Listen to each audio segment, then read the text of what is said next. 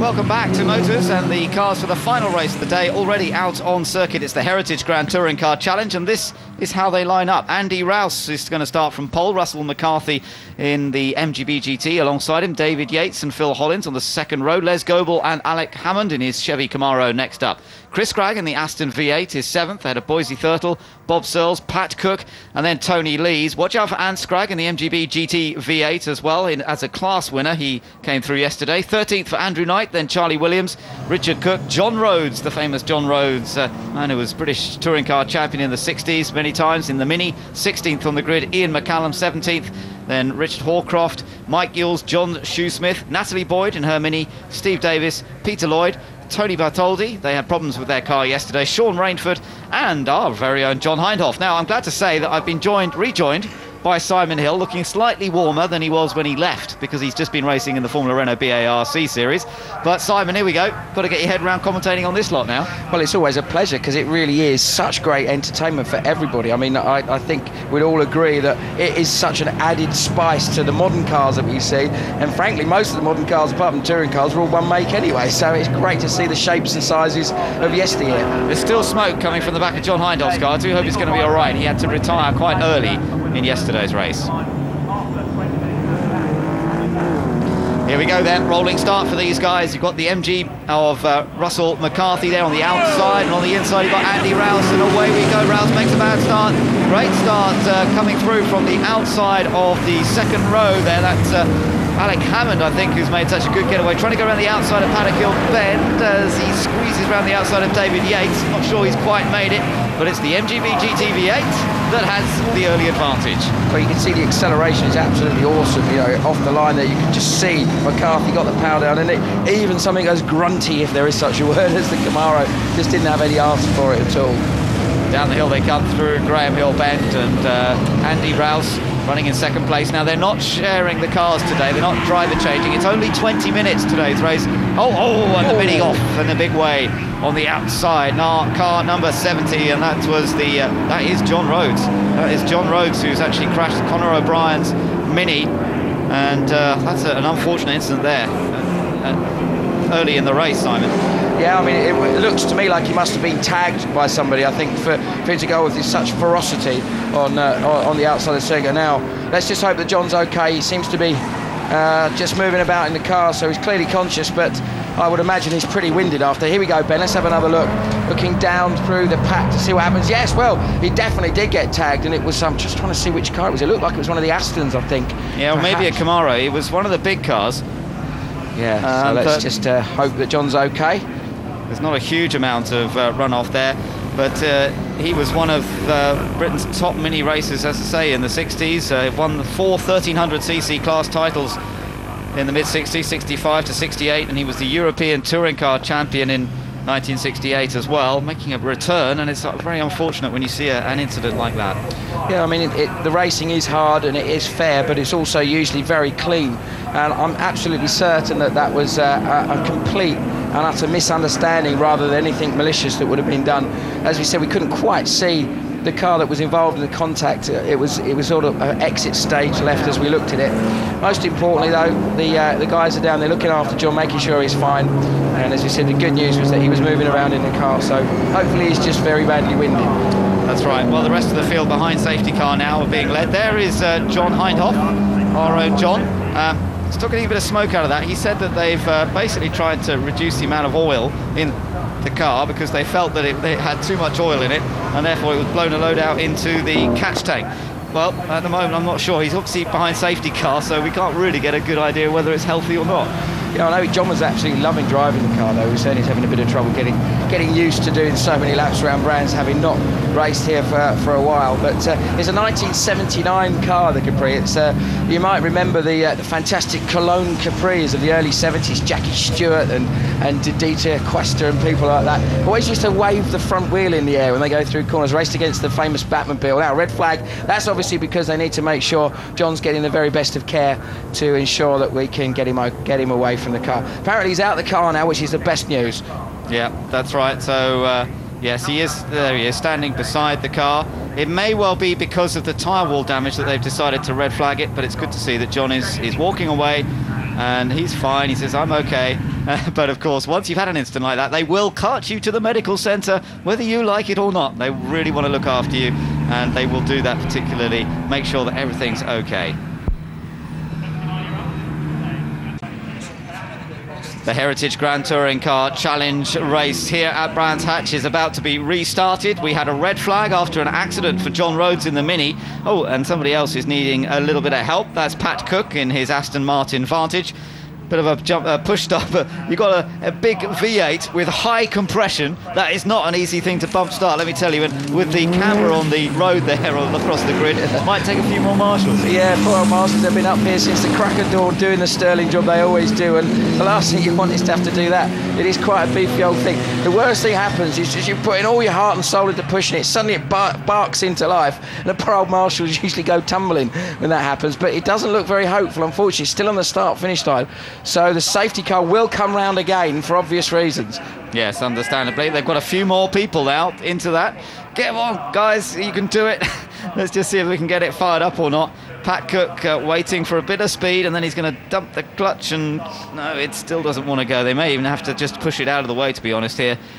Maybe not going to be able to bump start it at all. And yeah, look, he's heading down into that little pit lane exit area there that you can push a car to safety and keep it out of the way for the others. And I think they may be behind safety car for another lap. The clock has already started counting down, so these laps I think will begin to count. And we're under yellows, as you can see now. Across the line they come this time, and it's actually showing 18 minutes to go on this race. Or is it 15? Yes, sorry, it's 15 minutes to go. Yeah, 15 minutes to go on that one.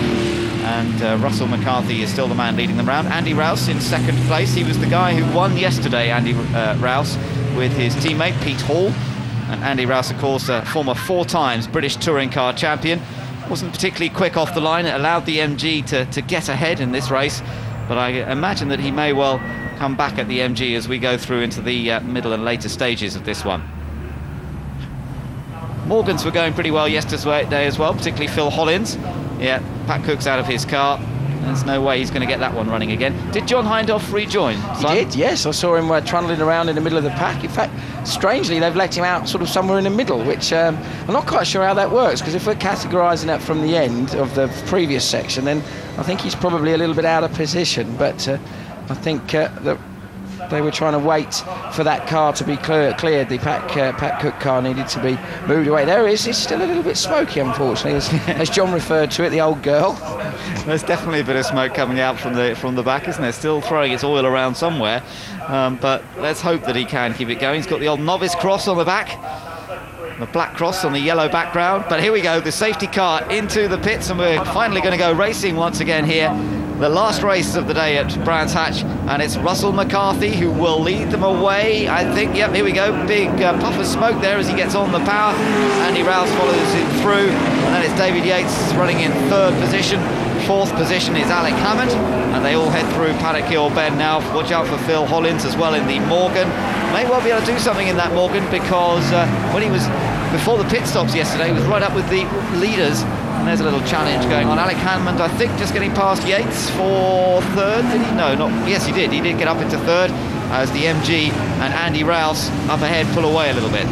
The guy that I'm interested to see his progress is the car of Phil Hollins, because he was right amongst the leaders' scrap yesterday, and in fact he had a really slow stop, had problems with the seat belts, driving on his own yesterday rather than sharing with somebody else, but was very quick, and when he did come back out, he came out in front of the leaders and held his position effectively. So on pace, there's no doubt that, big puff of smoke there. Now I think that might have just been oil dust on the floor there. I think that's what it is, because it happened last time as well, didn't it? Maybe that's where John Hindhaugh's car had been on the grid earlier on, and they were just soaking the oil up. I think that's probably quite likely. These two look very close, and Andy Rouse in 2nd place in the big Camaro up against the little yellow MG. Seems like a real David and Goliath fight, doesn't it? But we had this yesterday, and there wasn't a great deal to choose between them, I must say. They're pulling away a touch from Alec Hammond in 3rd position. Down through Graham Hill Bend they go, and Russell McCarthy, the son of Roy, who owns this car, so far keeping the famous Andy Rouse behind him, and the two of them easing out that gap from Alec Hammond, David Yates, then Les Goebel, who's next up. Yeah, interesting scrap this one. This went on for ages yesterday. We saw this fantastic battle. It was interesting because both the McCarthys, the father and son, and Pete Hall, as well as Andy Rouse, who shared the car with Andy yesterday, they were really evenly matched. Whichever pair of drivers were in the cars at the time, you see what I mean. When Pete Hall was racing against Roy McCarthy, and then later, a little bit sideways there. Could that allow Rouse to get up the inside? Now, this is the problem with driving a car as big as a Camaro. You need a big old gap, don't you? You need a lot of space to squeeze through. But it's a lovely looking car, isn't it, that Camaro? And it's so beautifully presented as well, and absolutely stunning to look at. But he can't find a space at the moment. He's just going to have to work at this one. Out of Graham Hill Bend, getting the power down nice and smooth there. You can see the front of the car actually lifting and dropping on each gear change. You don't see that on modern cars, do you? There's a lot more movement in the suspension. You notice it, especially on the brakes. We're talking of which, Rouse gets the car tuned. And what that means is you need a very delicate technique with the braking to both apply the brakes progressively and release them very gently, because if you're aggressive on and off like you maybe could do with a single seater or a modern touring car or something, it's going to unbalance the car. It'll start bouncing around and it'll do things you don't want, especially into slow corners when suddenly all that weight moves about underneath you. That's right, and it's a very different discipline to drive a car like this. There's no doubt Andy Rouse has the inside line up into Druids. Does he? No, not quite. Couldn't quite squeeze alongside the MG, which is the advantage on the brakes, and that's what we saw yesterday. Indeed, both in terms of how late the McCarthy guys can brake and also the acceleration, because it's such a nimble car. Bear in mind, it is still a V8 engine in there, and it is a very, very thoroughly well prepared car at that. It's so well sorted as well. These guys, as you say, Ben, the standard of preparation is every bit as good, if not better, than some of the modern cars we see racing. Yeah, it is. There's hours of loving care and attention has gone into the preparation of many of these cars, and it's still very, very close between the top two. 10 minutes to go. You can see the clock counting down at the top left-hand corner of the screen. Here comes Andy Rouse moving to the outside. He gets a great run on the main straight, but the straight here at Brands Hatch is pretty short. There's not much time for him to use the power advantage. As they come through paddock, he's got the chance to cut back on the inside. Now he's side by side, but he's going to have to brake earlier than the MG. The MG again, the great late hurdle into the corner and stay in front.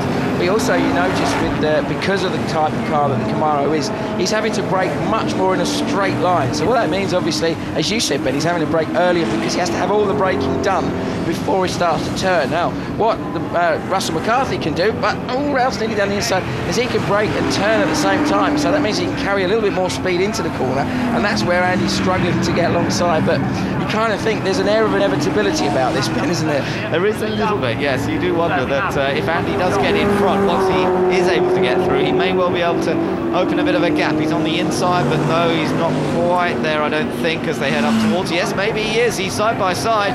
Now he's got the chance, surely. As long as he doesn't run too wide, though. If you run wide on the exit of paddock, he'll give the MG the inside line. And remember, we know that MG can brake later, so he may still not have got this move completed. There you go, MG back in front. I wonder if they maybe had a little pint of beer last night together and said, I'll tell you what we'll do, we'll have this absolute scrap to the end and make it look really good for the crowd, because that would be what the sort of thing that you'd like to see, a little bit sideways. Well, if anyone could deal with power oversteer, it's Andy Rouse, I think. Yeah, there's no danger of him getting into trouble with something like this. This is bread and butter for him, but it's lovely to watch. And the Russell McCarthy car just still holding on in front at the moment from the big Chevy Camaro. Hammond is still running in third place, Alec Hammond, then David Yates, Les Goebel. Then we've got Phil Hollins in that Morgan, he's in 6th place. And Bob Searles running in 7th place. Chris Scragg is in 8th position. And the times are looking pretty good as Rouse again comes up to the outside into Paddock Hill Bend, but can't really do too much about it this time.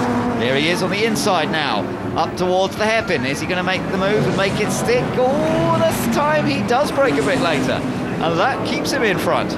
There you see Russell McCarthy trying to do what he's done so many laps before, and just squeeze across the last minute, but this time Andy held his ground and Russell had a little jink to try and come across and close the door, but it was too late. As you said, Ben, he was already there, and this is where the respect is. Up through clearways they come. Quick note on some of the class leaders. Richard Cook is leading in the invitation class at the moment in his VW Golf GTI Mark II car. How he manages to get that into the series, but I think he's been given a bit of leeway because he was a competitor who's raced with the organisation in the past, so they gave him a bit of leeway, put him in the invitation class. Here comes the MG again, cheering. Something I can hear people cheering that MG on, and he's back through. Look, Russell McCarthy's taken that place once again. but can he stay there this time? Rouse on the inside. I think Rouse decides just to tuck in behind him this time and wait for another opportunity. Yeah, you said the entertainment factory is here. We can see lots of people still stating. I bet they're really glad they have. I tell you what, I'd rather be watching this than sitting in a traffic jam any day. Certainly the people, like, there's a low sun you can see glinting off the road. Very artistic bit of camera work by our guys there. Lights on because the back markers are coming up for the race leaders to deal with. So they're going to see if they can carve their way through. And in fact, it's going to be John Hindhoff who is the first to be lapped. So our man in the Capri, he's going to see the leaders coming up on him, and there was a bit of a wiggle from the MG there.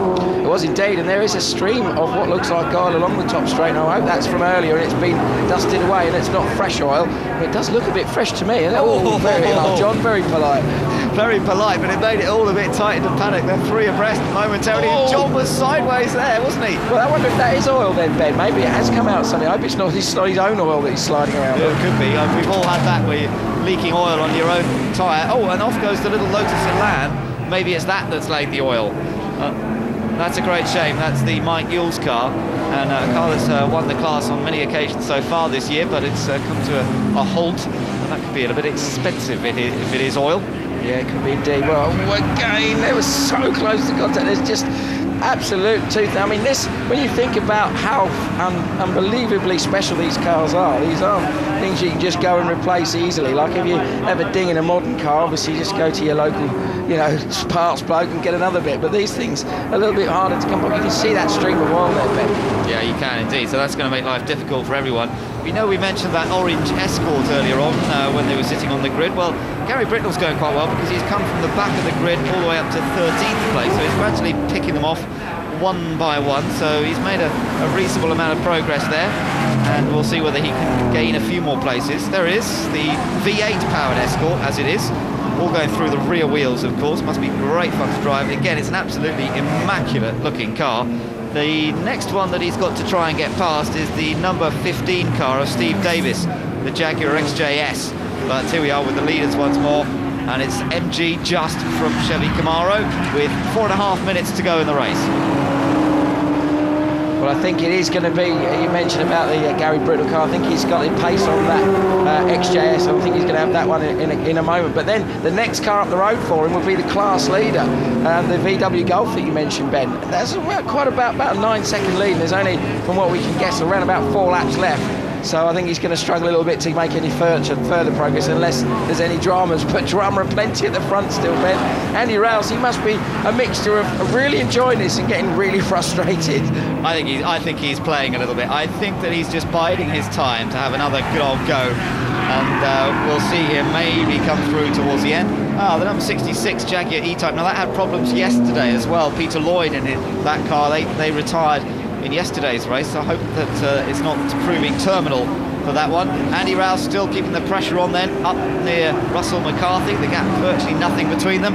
Rouse, the 4 times British Touring Car champion, first of all back in 1975 in a Triumph Dolomite Sprint, and then in 1983 he was in an Alfa Romeo GTB6. Here we are, Camaro moving to the inside again. Is he going to make it through this time? Yeah, I think he is, if he can hold on to it.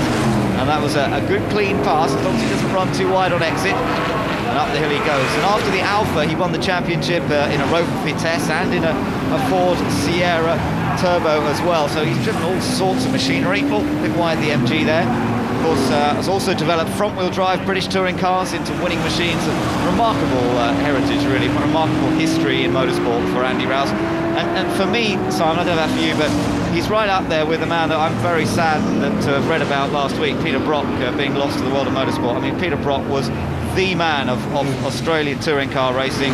And Andy Rouse, in a way, was our Peter Brock, certainly for that sort of 70s, 80s period. I mean, Peter Brock was a huge legend in Australia, and I'm not saying that Andy Rouse is quite as legendary in this country. But, you know, similar kinds of drivers in a way. Absolutely. Peter Brock, as you say, for those of you that are not that familiar with who Peter was for many years synonymous with the Holden brand, obviously the GM brand where we see Vauxhall racing, they see Holden, and he was just legendary, winning the Bathurst race, winning the Australian V8 touring cars, and as they went into the 80s and you started to get things like Sierra Cosmos, in fact, you saw Brock and Rouse racing alongside each other in things like the International Trophy, Tourist Trophy that we saw in Silverstone. Yeah, that's right. So a very sad loss to the world of motorsport, that Peter Brock's death last week. But look, Gary Britnell has managed to gain that place past the XJS. We saw him closing up. He's now up to 11th. But he's... oh, McCarthy. Oh, sorry, Ben. That was a big one, wasn't it? That was a really big slide. He did so well to get it back, didn't he? I wonder, because he suddenly seemed to have lost a lot of pace, whether he's got some sort of problem, maybe, you know, tyre related, but the Mustang is closed him down. If he has any more dramas like that, I think the Yates car is going to be in a position to have a real good go. Let's have another look. It was on the brakes coming into clearways.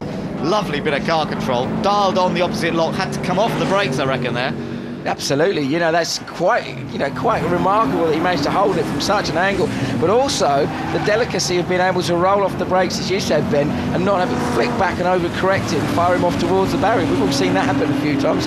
All done it a few times. Tony Bartoldi car, sorry, Ben. I was to say, we've all done it a few times as well, let alone seen it happen. Yeah, I know. And, me and you both, mate. Yeah, too many times. Up through Surtees then, only we're on, I think he's going to get round for another lap, isn't he? Because of 50 seconds countdown, it'll take him about 15-20 seconds to get to the line from where they are now. So one more lap, and it looks as though Andy Rouse is heading towards race victory here at Brands Hatch for the second time this weekend. He and Pete Hall shared the car to victory yesterday. Coming up to lap a few cars though, and in amongst those is Ant Scragg in another MG, but it runs in a different class. He's currently, I think, running second in his class at the moment. There's a real sense of purpose about McCarthy now. He's in the Bartoldi. I don't think it's seen Rouse until quite late. Look how much ground McCarthy's made up now. If he could just have a little last lap spurt, there's a good chance he might be able to use that grunt out of the corner, the acceleration at the end of the lap. Could we see a side-by-side finish, Ben? We might well be able to. Let's wait and see what happens. Andy Rouse has the advantage up towards the final corner now. Clearways is coming up the last braking area. This is where the MG got so sideways. He keeps it clean this time. Tries to get a good exit out of the corner. Let's see who's going to win the drag race to the line. Surely Rouse is going to hold on to it now. The big Chevy Camaro has the edge, but here comes the MG. He's going to keep attacking. It's going to be close as they get to the line, but Andy Rouse wins it. Russell McCarthy finishes in second place by just over a tenth of a second. Les Goebel finishes third, so he came up a bit towards the end there. David Yates in fourth position, Alec Hammond in fifth, and then Phil Hollins in sixth position. I think Richard Cook's going to win the invitation class in the golf, but Gary Britnell there should take second in that class. Great dive by Gary. I bet he's thoroughly enjoyed this. We've seen him racing in the Porsche Carrera Cup and British GTs and things like that, but this is something completely different. But Steve Davis in that XJS, he's going to win his class. He's in the mildly modified class. He's going to win his class, so even though Britnell got past, it didn't really matter. He's still taken the win in his class, and that's a good effort. And John Hindhaugh, I'm glad to say, has made it to the end of the race.